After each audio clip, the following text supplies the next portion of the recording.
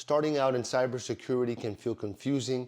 You might be asking, what projects should I work on first?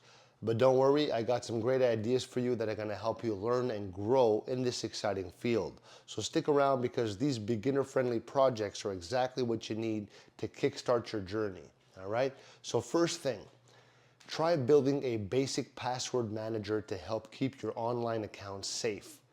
Next, you can create a simple encryption tool to learn how to protect data. How about making a secure file sharing app? This is a fun way to practice how to keep files safe. You could also design a basic firewall to stop unauthorized access. Finally, consider making a network scanner to learn how devices connect and communicate. These projects are going to give you hands-on experience and build your confidence in cybersecurity. So are you ready to start your journey and grow your skills? Let me know which one of these interests you the most. Leave me a like. Love ya.